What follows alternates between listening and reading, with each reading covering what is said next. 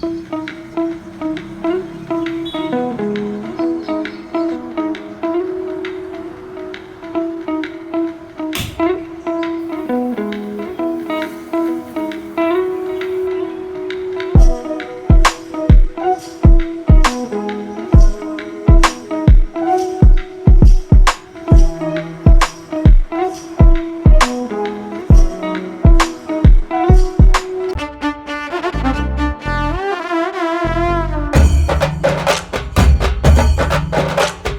ಎಲ್ರಿಗೂ ನಮಸ್ಕಾರ. Welcome back to my YouTube channel. ನಾನು ಚೆನ್ನಾಗಿದ್ದೀನಿ, ನೀವೆಲ್ಲರೂ ಚೆನ್ನಾಗಿದ್ದೀರಾ ಅಂತ ಭಾವಿಸ್ತಾ ಈ ವಿಡಿಯೋ ಸ್ಟಾರ್ಟ್ ಮಾಡ್ತಿದ್ದೀನಿ.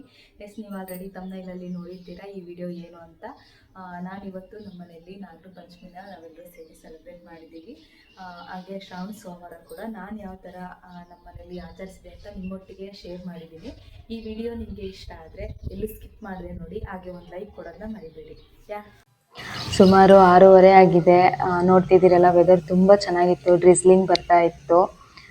ಸೊ ನಾವು ಬೆಳಗ್ಗೆ ನೀರು ಕುಡಿದು ಟೀ ಕುಡಿದು ದಿನನ ಫ್ರೆಶ್ ಆಗಿ ಸ್ಟಾರ್ಟ್ ಮಾಡಿದ್ವಿ.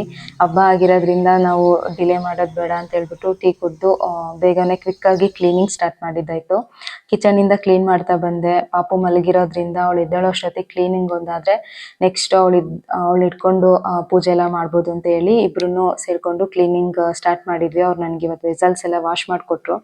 ಹಾಗೆಯೇ ನಾನು ದೇವ್ರ ಮನೆ ಕ್ಲೀನ್ ಮಾಡಿಕೊಟ್ರೆ ಅವ್ರು ಪೂಜೆ ಮಾಡ್ತಾರೆ ಅಂತ ಹೇಳ್ಬಿಟ್ಟು ಫಸ್ಟು ಕಿಚನ್ ಕ್ಲೀನ್ ಮಾಡಿಕೊಂಡು ದೇವ್ರ ಮನೆ ಕ್ಲೀನ್ ಮಾಡಿ ಸ್ನಾನಕ್ಕೆ ಹೋದೆ. ಸ್ನಾನ ಮಾಡ್ಕೊಂಡು ಬಂದು ಅವ್ರ ಆಫೀಸಿಗೆ ಬೇಗ ಹೋಗಬೇಕಾಗಿತ್ತು. ಸೊ ನಾನು ಸಿಂಪಲಾಗಿ ಏನಾಗುತ್ತೋ ಅದೇ ಹಬ್ಬದ ಅಡುಗೆ ಮಾಡೋಣ ಅಂತ ಹೇಳ್ಬಿಟ್ಟು ಹೆಸರುಬೇಳೆ ಪಾಯಸ ಮಾಡೋಣ ಅಂತ ಡಿಸೈಡ್ ಆದೆ. ಟೀ ಕುಡಿಯೋ ಕಪ್ಪಲ್ಲಿ 3 ಕಪ್ನ ನಾನು ಹೆಸರುಬೇಳೆ ತೊಗೊಂಡಿದ್ದೀನಿ. ಸಾಕಾಗುತ್ತೆ ನಮ್ಮಿಬ್ಬರಿಗೇ. ಅದನ್ನು ಹೆಸರುಬೇಳೆ ಹಾಕ್ಕೊಂಡು ಒಂದು 2 ಸ್ಪೂನ್ಸ್ ತುಪ್ಪ ಹಾಕ್ಕೊಂಡು ಅದನ್ನು ಫ್ರೈ ಮಾಡ್ತಾಯಿದ್ದೀನಿ. ಗೋಲ್ಡನ್ ಕಲರ್ ಬಂದ ತಕ್ಷಣ ಅದು ಫ್ರೈ ಆಗಿರುತ್ತೆ, ಜಾಸ್ತಿ ಫ್ರೈ ಮಾಡೋಕ್ಕೆ ಹೋಗ್ಬೇಡಿ, ಸೊ ಅದು ಬೇಗ ಸೀದೋಗ್ಬಿಡುತ್ತೆ. ಫ್ರೈ ಮಾಡಿದಾದಮೇಲೆ ಅದಕ್ಕೆ 1 ಕಪ್ಪಿಗೆ 2 ಕಪ್ ನೀರು ಸೇರಿಸ್ಕೊತಾ ಇದ್ದೀನಿ. ಸೇರಿಸ್ಕೊಂಡು ಅದನ್ನು ಬೇಯಲಿಕ್ಕೆ ಬಿಡ್ತಾ ಇದ್ದೀನಿ. ಆ ಕಡೆ 1 ಕಪ್ಪಿಗೆ 1.5 ಕಪ್ಪು ನಾನು ಬೆಲ್ಲ ತೊಗೋತಾ ಇದ್ದೀನಿ. ಬೆಲ್ಲ ತಗೊಂಡು ಅದು ಬೆಲ್ಲ ಎಷ್ಟು ಡಿಪ್ ಆಗುತ್ತೋ ಅಷ್ಟು ನಾನು ನೀರನ್ನು ಆ್ಯಡ್ ಮಾಡ್ಕೊತಾ ಇದ್ದೀನಿ. ಕೆಲವರು 1/2 ಕಪ್ ಆ್ಯಡ್ ಮಾಡ್ಕೊತಾ ಇದ್ದಾರೆ, ಬಟ್ ನಾನು ಅದು ಡಿಪ್ ಆಗೋವಷ್ಟು ನೀರನ್ನ ಆ್ಯಡ್ ಮಾಡ್ಕೊತಾ ಇದ್ದೀನಿ. ಸೊ ಅಲ್ಲಿ ಬೆಲ್ಲದ ಪಾಕನೂ ರೆಡಿಯಾಗಿತ್ತು. ಅದನ್ನು ಬೇಯಿಸ್ಕೊಂಡಿರೋ ಹೆಸರು ಬೇಳೆಗೆ ಫಿಲ್ಟ್ರ್ ಮಾಡಿ ಹಾಕ್ಕೋತಾ ಇದ್ದೀನಿ.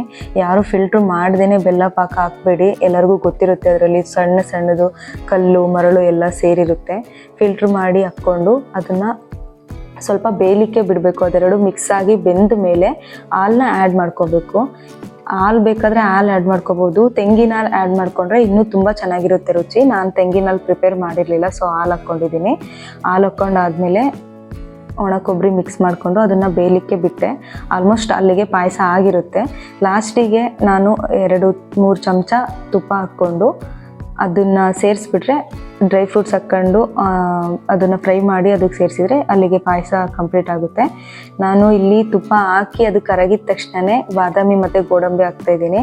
ಯಾಕೆಂದರೆ ನಾನು ಸುಮಾರು ಸಲ ತುಪ್ಪ ಬೆಂದಾದ ತಕ್ಷಣ ಹಾಕ್ಕೊಂಡ್ಮೇಲೆ ಅದನ್ನು ಸೀಸ್ಬಿಡ್ತಿದ್ದೆ. ಸೊ ನಾನು ಇತ್ತೀಚೆಗೆ ತುಪ್ಪ ಹಾಕ್ಕೊಂಡ ತಕ್ಷಣವೇ ಅದು ಕರಗಿದ ಮೇಲೆ ಇದೆರಡನ್ನ ಸೇರಿಸ್ತೀನಿ. ಸೊ ತುಪ್ಪದ ಜೊತೆಗೆ ಅದನ್ನು ಫ್ರೈ ಆಗೋಗುತ್ತೆ. ಅವೆರಡು ಫ್ರೈ ಆಗಿದೆ ಅಂತ ಗೊತ್ತಾದಮೇಲೆ ಲಾಸ್ಟಿಗೆ ನಾನು ದ್ರಾಕ್ಷಿ ಆ್ಯಡ್ ಮಾಡ್ಕೊತಾ ಇದ್ದೀನಿ. ಸೊ ಅದು ಫುಲ್ಲು ಫ್ರೈ ಆಯಿತು. ಅದಕ್ಕೆ ಅದನ್ನು ಸೇರಿಸ್ಕೊಂಡೆ. ಇಷ್ಟೇ, ಹೆಸರುಬೇಳೆ ಪಾಯಸ ಸೂಪರಾಗಿ ಆಗುತ್ತೆ. ಇದಕ್ಕೆ ಬೇಕಾದರೆ ಶುಂಠಿ ಪೌಡ್ರ್ ಇದ್ದರೆ ಆ್ಯಡ್ ಮಾಡ್ಕೋಬೋದು. ನಾನು ಆ್ಯಡ್ ಮಾಡಿಲ್ಲ, ಸ್ಕಿಪ್ ಮಾಡಿದ್ದೀನಿ. ಸೊ ಇಲ್ಲಿಗೆ ಪಾಯಸ ಎಲ್ಲ ಮುಗೀತು. ಪಾಯಸ ಮುಗಿಸ್ಕೊಂಡು ನಾವು ಪಾಯಸ ಮಾಡಿಬಿಟ್ಟು ಬಂದು ಪೂಜೆಗೆ ಸ್ಟಾರ್ಟ್ ಮಾಡ್ಕೊಂಡ್ವಿ. ಇಬ್ಬರೂ ಸ್ನಾನ ಮಾಡಿಕೊಂಡು ದೇವ್ರ ಮನೆಯೆಲ್ಲ ಕ್ಲೀನಾಗಿತ್ತು. ನನಗೆ ನಾನು ಅವರಿಗೆ ಕಂಕಣ ಕಟ್ಕೊಂಡು ಪೂಜೆನ ಸ್ಟಾರ್ಟ್ ಮಾಡ್ಕೊಂಡ್ವಿ. ಸೊ ಕಂಕಣ ಕಟ್ಟಿದಾದಮೇಲೆ ನಾನು ದೀಪ ಎಲ್ಲ ಹಚ್ಚಿಬಿಟ್ಟು ಅವರಿಗೆ ಪೂಜೆಗೆ ರೆಡಿ ಮಾಡಿ ಕೊಟ್ಟು ಹೊರಗೆ ರಂಗೋಲಿ ಹಾಕಿ ಬಂದೆ.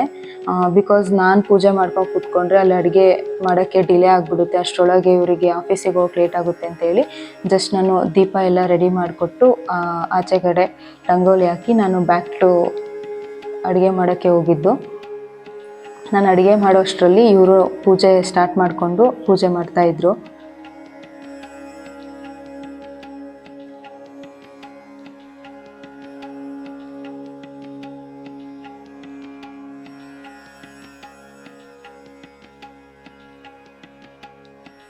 ಈ ಥರ ಪೂಜೆ ಮಾಡ್ತಾಯಿದ್ರು.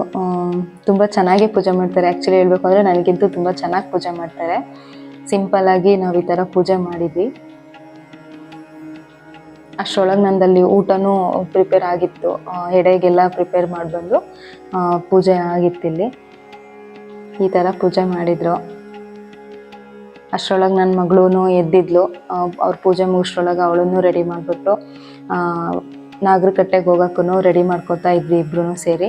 ಪೂಜೆ ಮಾಡಿ ಎಡೆ ಮಾಡಿ ನಾಗರಕಟ್ಟೆಗೆ ಎಲ್ಲ ರೆಡಿ ಮಾಡಿಕೊಂಡು ಅಲ್ಲಿಗೆ ಹೋಗಿ ಪೂಜೆ ಮಾಡ್ಕೊಂಬರೋಣ, ಹಾಲು ಹಾಕೋಣ ಅಂತೇಳಿ ಅಲ್ಲಿಗೆ ಹೋದ್ವಿ. ನಮ್ಮ ಮನೆ ಹತ್ರನೇ ಇದೆ ನಾಗರಕಟ್ಟೆ, ಸೊ ತುಂಬ ದೂರ ಇರಲಿಲ್ಲ.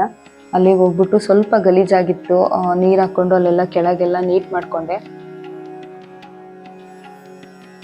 ಮಾಡಿಕೊಂಡು ಪೂಜೆ ಸ್ಟಾರ್ಟ್ ಮಾಡಿದೆ.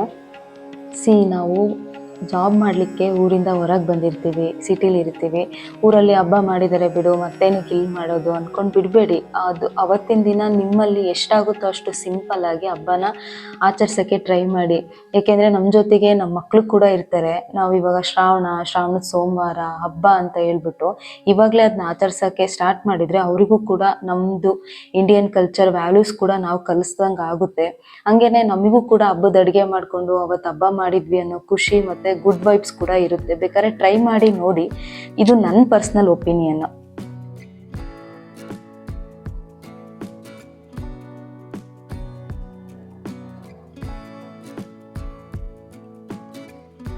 ಪೂಜೆ ಎಲ್ಲ ಮುಗಿಸಿ ಎಡೆ ಇಟ್ಟು ಕಾಯಿ ಹಣ್ಣು ಎಲ್ಲ ಹೊಡೆದು ಊದ್ಬತ್ತಿ ಹಚ್ಚಿದ್ವಿ.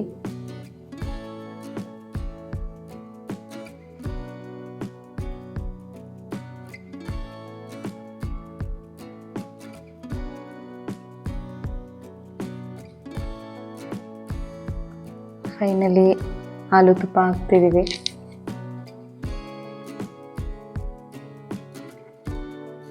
ನನ್ನ ಪೂಜೆ ಮುಗೀತು. ಅವರು ಪೂಜೆ ಮಾಡೋಕ್ಕೆ ಸ್ಟಾರ್ಟ್ ಮಾಡಿಕೊಂಡ್ರು.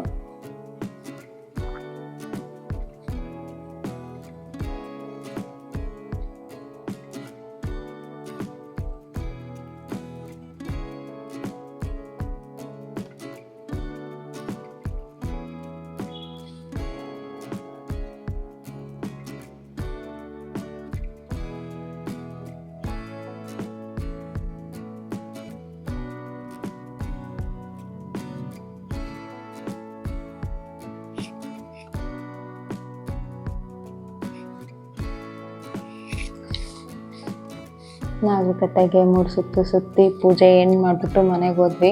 ಆಲ್ರೆಡಿ ತುಂಬ ಲೇಟ್ ಆಗಿತ್ತು. ನಾನು ಊಟಕ್ಕೆ ಪಾಯಸ, ಪುಳಿಯೋಗರೆ, ಕೋಸಂಬರಿ, ಹಪ್ಪಳ ಮಾಡಿದ್ದೆ. ಎಲ್ಲರೂ ಊಟ ಮಾಡಿ ಈ ದಿನದ ಹಬ್ಬನ ಮುಗಿಸಿದ್ವಿ. ಇದಾಗಿತ್ತು ಇವತ್ತಿನ ವಿಡಿಯೋ. ನಿಮ್ಮೆಲ್ಲರಿಗೂ ಈ ವಿಡಿಯೋ ಇಷ್ಟ ಆದರೆ ಲೈಕ್ ಮಾಡಿ, ಶೇರ್ ಮಾಡಿ, ಕಮೆಂಟ್ ಮಾಡಿ, ಸಬ್ಸ್ಕ್ರೈಬ್ ಮಾಡೋದು ಮರಿಬೇಡಿ. Thanks for watching. Bye, take care.